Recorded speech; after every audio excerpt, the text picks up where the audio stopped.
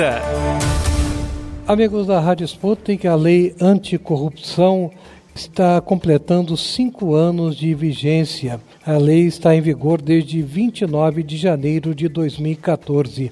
E quais são seus resultados práticos até aqui? As informações são de que a lei, nestes 5 anos de vigência, aplicou 18 milhões de reais em multas, porém só arrecadou efetivamente para os cofres da União 60 mil reais. E sobre esse assunto nós conversamos agora com a advogada tributarista Thaís Folgosi Françoso, especialista em técnicas de compliance, professora da instituição CEL Law School, sediada em São Paulo. Professora Thaís Folgosi Françoso, boa tarde e seja muito bem-vindo ao programa da Rádio Sputnik. Boa tarde, Arnaldo. Primeiramente agradeço aí o convite. É um prazer aí conversar com vocês sobre um tema tão interessante. O prazer é todo nosso e eu lhe pergunto se 5 anos depois e com a agenda de combate à corrupção em alta, qual é o balanço que se pode fazer desta lei, a lei conhecida como anticorrupção?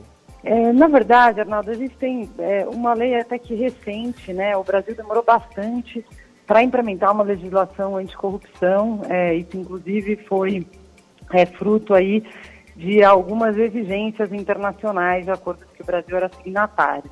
Existia uma pressão política uma pressão internacional muito forte para que essa legislação fosse estabelecida e a gente tem aí 4, 5 anos atrás a instituição da lei anticorrupção. Por ser uma lei recente, o que a gente pode dizer, né, embora como você bem noticiou, a gente tenha uma aplicação de 18 milhões, mas até hoje arrecadado somente 60 mil, ou seja, uma expectativa muito fora, né, da expectativa anticorrupção. O que a gente tem é que a instituição da lei no Brasil, ela trouxe sim mudanças significativas no mercado. A gente percebe uma preocupação das empresas hoje em buscar mecanismos anticorrupção, isso é uma preocupação, isso está na pauta de diversos conselhos para discussão, embora de fato a gente ainda não tenha visto aí muitas medidas de punição com relação à lei. A senhora considera que esta lei precisa de alguma atualização em que pese seu tão pequeno tempo de vigência? Acredito que sim, né? Na verdade, desde da sua criação, aí, a lei anticorrupção já trouxe alguns pontos que mereciam um melhor ajuste, né? Hoje a gente tem a lei anticorrupção e sobre esse mesmo ilícito trazido por atos ilícitos de corrupção, a gente pode ter imputação de responsabilidade para a pessoa física, ou seja, por outras leis que também trazem aí uma aplicação parecida com a lei anticorrupção. E hoje, os mecanismos que a gente tem, por exemplo, dos acordos de leniência que são previstos pela lei anticorrupção, a gente percebe que o fato dessas legislações não se comunicarem, ou seja, os órgãos que são responsáveis pela aplicação dessas leis não se comunicam, a gente acaba não tendo uma efetividade da norma anticorrupção. Esse seria um ponto aí que mereceria um melhor ajuste. Acho que também algumas melhores comunicações das próprias autoridades, com relação, especialmente autoridades estaduais e municipais, isso tudo ainda talvez precise de algum ajuste para melhorar sim. Os dados referentes à lei anticorrupção, a lei 12.846 do ano de 2013, os dados que apresentamos no início da entrevista com a professora Thaís Folgosi Françoso, de que foram aplicados 18 milhões de reais em multas e arrecadados efetivamente 60 mil reais, são dados oficiais, são dados fornecidos pela Controladoria Geral da União. Por que não há uma arrecadação mais efetiva em torno desses valores, professora? Exatamente. Esses dados são da CGU e o que a gente tem aqui é o quê? Existiram processos para responsabilização de determinadas pessoas jurídicas, houve aí a finalização do processo com a punição, mas na hora de cobrar, os mecanismos de cobrança são os mesmos mecanismos, por exemplo, que são usados para cobrança de tributos. Então, e a gente já sabe que esses mecanismos, né, de busca dos valores, de exigência de pagamento, são mecanismos, às vezes, um pouco falhos, né? A gente precisa aí de penhora de bens, de repente, para garantir esses valores, né? Buscar ativos para conseguir a quitação desses valores efetivamente. E, às vezes, a gente está falando aí de empresas que tiveram algum tipo de, talvez até por conta da exposição, da punição, que estão aí em recuperação ou alguma falência, alguma situação que inviabilize aí a quitação desses valores.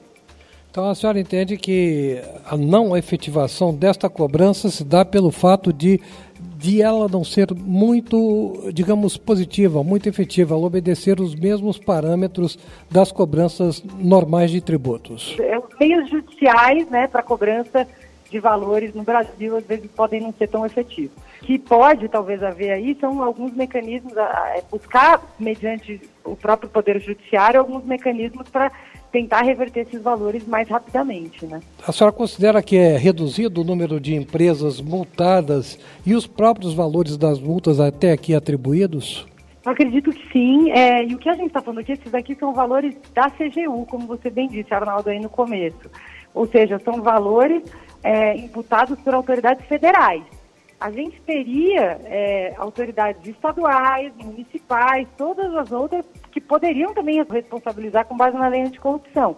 Isso a gente não vê com tanta frequência, tá? Talvez municípios e estados maiores, São Paulo a gente tem alguma coisa, o Rio de Janeiro também, mas a gente tem todos os estados e municípios do Brasil aí que poderiam estar responsabilizando com base na lei. E às vezes não existe traço, né? Eu não tenho aí autoridade para dar cumprimento a esses processos administrativos. A senhora mencionou há pouco a questão dos acordos de leniência, os acordos firmados pelos responsáveis pelas empresas, junto às autoridades, junto ao Ministério Público, junto à Justiça, junto à Polícia Federal, para que, uma vez homologados esses acordos de leniência, as empresas possam continuar participando de licitações. Sim. E segundo a grande novidade, segundo os juristas, a grande novidade introduzida pela lei anticorrupção é que ela permite a responsabilização de pessoas jurídicas por atos lesivos ao patrimônio público. Até então, até o advento da lei, os atos poderiam ser imputados em termos de responsabilidade jurídica a diretores e funcionários. A senhora considera este fato um avanço?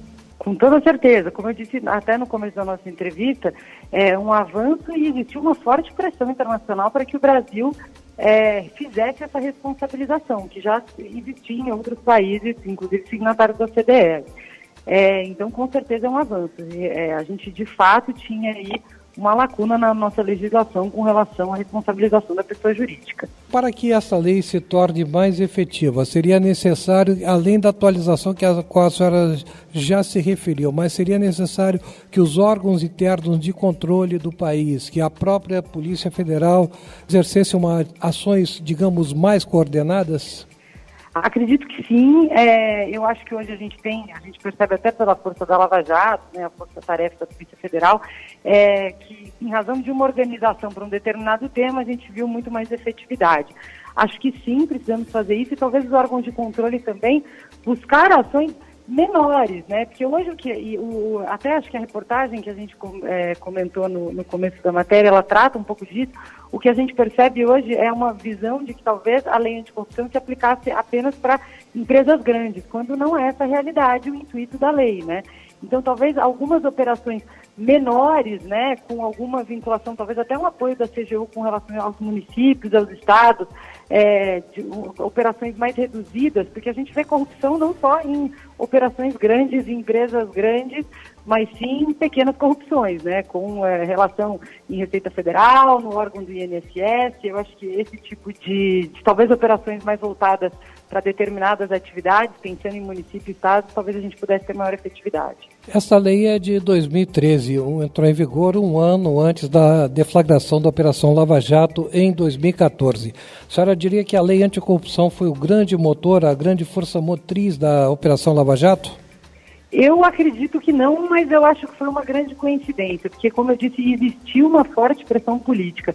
A própria lei, ela já vinha tramitando anos antes da Operação Lava Jato. Eu acho que talvez o apelo popular, as manifestações que tivemos aí em 2013, talvez levaram a uma agilização disso. Mas já existia essa necessidade aí, a lei realmente vinha caminhando. Para concluir a nossa entrevista, eu gostaria que a senhora falasse um pouco sobre um dos assuntos de sua especialidade, que é a compliance, e que são as regras disciplinares de comportamento das empresas e dos seus funcionários. Eu gostaria de saber da senhora o que é exatamente compliance e por que ela é importante em termos de administração. A gente escuta a palavra compliance, né, e ela quase se abrasileirou aqui, mas ela significa, na verdade, a conformidade. A lei anticorrupção, ela está relacionada à compliance na medida que é uma lei que tem reflexo para as pessoas jurídicas, e uma de suas exigências é que a empresa tenha seu programa de conformidade. E o que seria essa conformidade? É assim que a empresa esteja adequada às normas nacionais e internacionais a que esteja relacionada, esteja em conformidade com as suas regras e valores internos, e esteja em conformidade com os valores que a empresa acredita e que pretende aplicar. Então, o que seria isso, né? Hoje a gente vê muito falar dos códigos de conduta, dos códigos de ética. Isso, na verdade, são o quê? Valores e condutas que a empresa acredita que seus funcionários devem seguir. E que a empresa acredita nesses valores. Então, isso, na verdade, é escrito, né?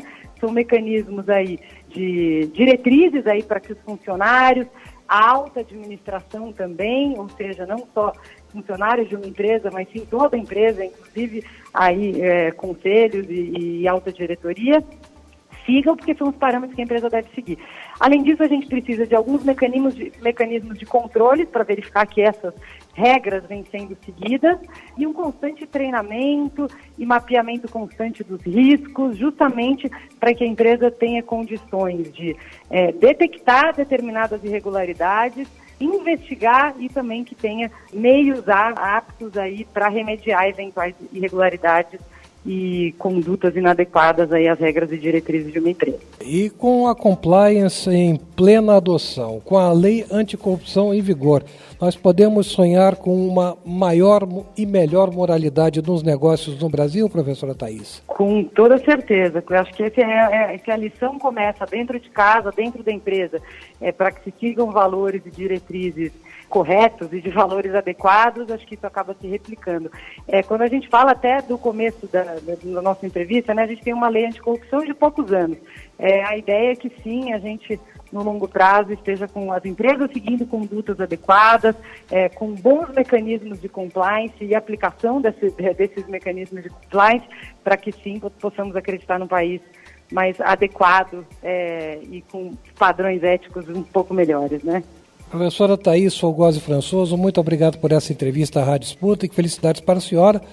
Fico à disposição, Arnaldo, e muito obrigado pelo convite novamente, viu? Obrigado. Muito obrigado à professora Thaís Folgosi Françoso, advogada e especialista em direito tributário e em compliance, professora da instituição Cell Law School, sediada em São Paulo, que analisou os 4 anos de vigência da Lei Anticorrupção, lei esta que, segundo informações da Controladoria Geral da União, aplicou em todo este período 18 milhões de reais em multas, mas arrecadou efetivamente apenas 60 mil reais.